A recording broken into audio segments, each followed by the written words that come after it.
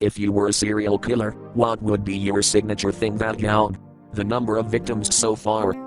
Then I'd start skipping some numbers and leave them worried they didn't find victim 14 or the 17. Break into a blood bank in another state.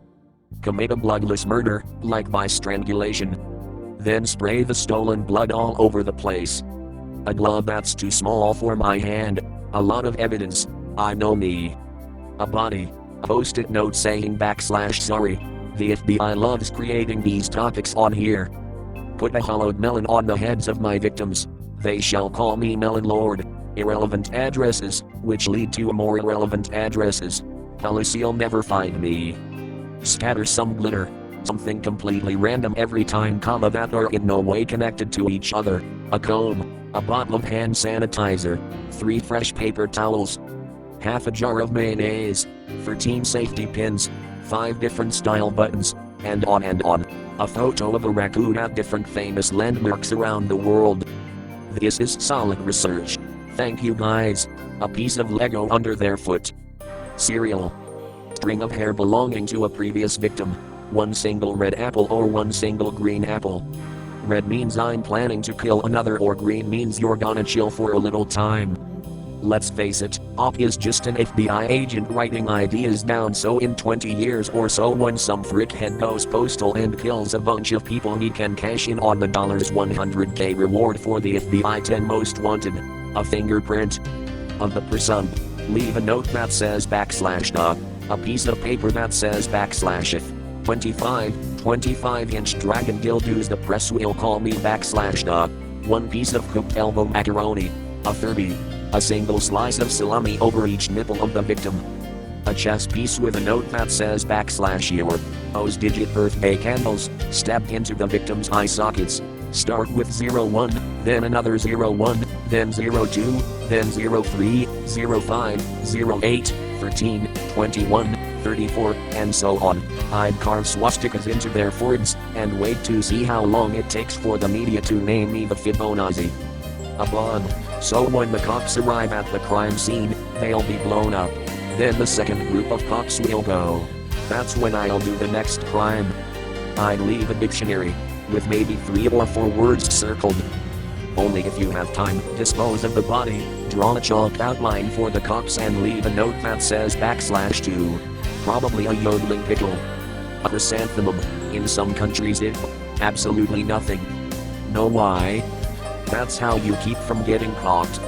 A DVD rip of a Criminal Minds episode, he'll leave them in order to. Ladies showitwins, I have quite a feminine build under the right lighting and long hair. My beard is my biggest problem though.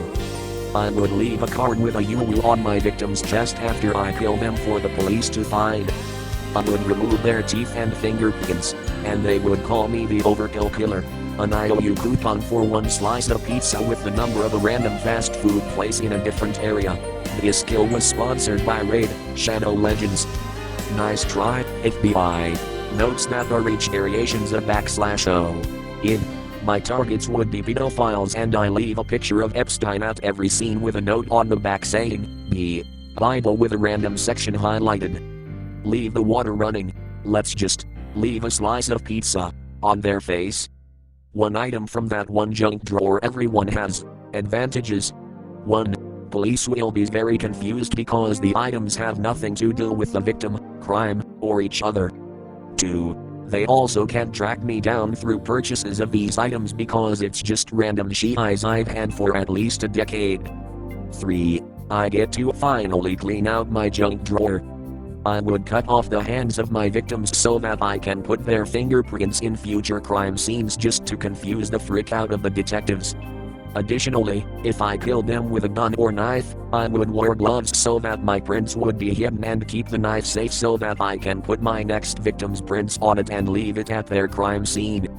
That way, there's an interconnected web of prints and it would look like some sort of ritual where one person carries out a killing only to be killed themselves by someone else and the cycle repeats itself. I will have thus created a cult that the police will be too distracted with to actually discover it was me. Also, just to be safe, I could cut off the faces of these people and wear it like a mask in the event that someone sees me or I am caught on camera. Obviously I would pad up my clothing to throw off any physiological forensics. I realize the last part is a bit unrealistic, but it was pretty cool in Silence of the Lambs. My 1000-piece puzzle. Cut victim's face in shape of one of the pieces as signature. Start from top left of the puzzle and make sure the pieces connect. Articles from nature or so relevant to who I am killing mailed on the victim's head.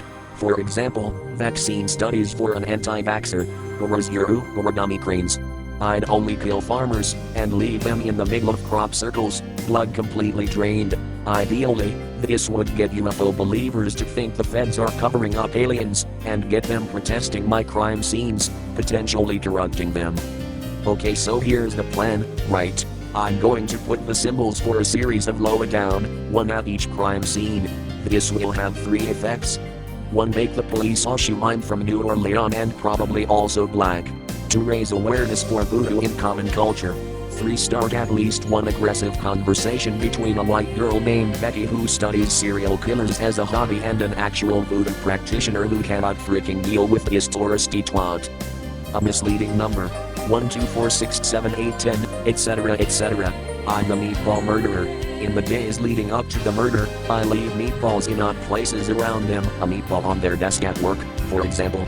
After the murder, the police will find a bowl of gluten-free spaghetti on the front porch of their house. A nice wholesome meal so the investigators can have an awe moment at work. Solving murders can be stressful. I replace the corpse with a random body pillow of a random waifu, and I make the blood white. A review, _/ a puzzle box. Blast never gonna give you up. Why would I just out myself like this? Yelp review. I would put a sticky note that says / no. I leave a black olive on either the left or the right thumb. After several murders, a clever cryptologist cracks the code, realizes it's been a simple binary message. Decoded, it will read, "Frick the police." A spray-painted smiley face on a wall nearby. Fab. The names and addresses of about 30 random people. It would tie up the investigation team for a while on useless stuff. Upper Decker. A Tutsi epoch. They'll have to debate on whether to look until the center to reveal a clue about my whereabouts or simply be at a dead end. Post-it note with the lyrics for Never Gonna Give You Up. Well, in this world where I'm a serial killer, I would be a rich sneakerhead. Because why not? And I would leave behind a fresh pair of sneakers every crime. If they catch me, no more free shoes for them $. A turd. Not mine, but someone's. Cat hair. A blue chocolate peanut M&M up the right nostril. Something from the previous murder or photos of the detectives or their families doing everyday she eyes. It may be fab. An upvote.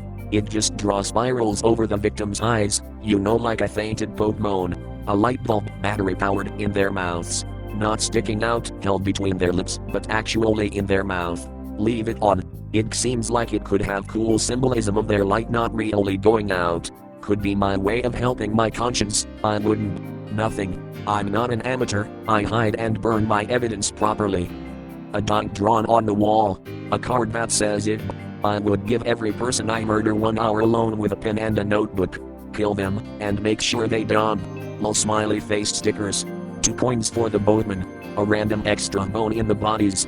If you were a murderer, what would your nickname be? Mine would be the gardener, because I'd always leave a rose at the scene of the crime.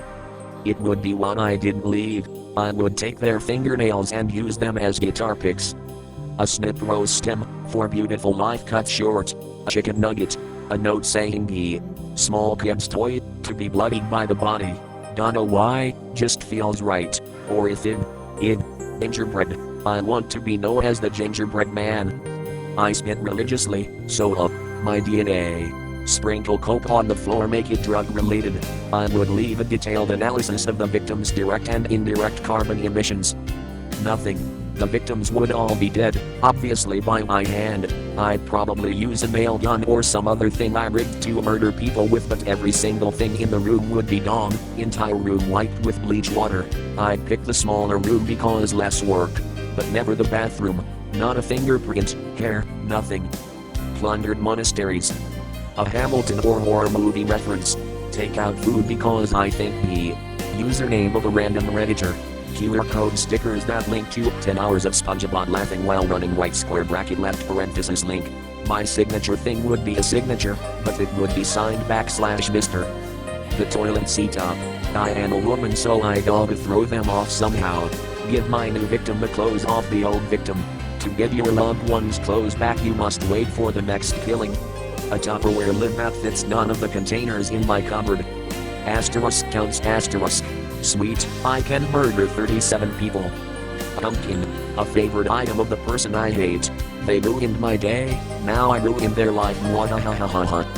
Song lyrics that give a slight idea of who may be next. A leaf nutty about leaves for some reason. A Mario hat, a picture of the princess, and a cassette tape playing The Police Every Breath You Take right square bracket left parenthesis link. Id. Nice try, police department. Leave a note saying /funny, something that distinctively identifies me. My fingerprints, of course, I'll leave them all over the place. I would make a sandwich and leave neatly on the table with a glass of water, no ice, just so I can see what kind of personal reason they would come up with for why I do this. I would always cut my victims into the same number of pieces, say 7 pieces, and always taken one of them, leaving 6/7 of a body behind. Always a different part, of course. After enough kills, I would have enough spare parts to start mixing and matching, leaving some parts from the previous victims as part of the 6 parts I leave behind. Soon I can start leaving behind entire new bodies made up from parts of previous victims where no murder occurred.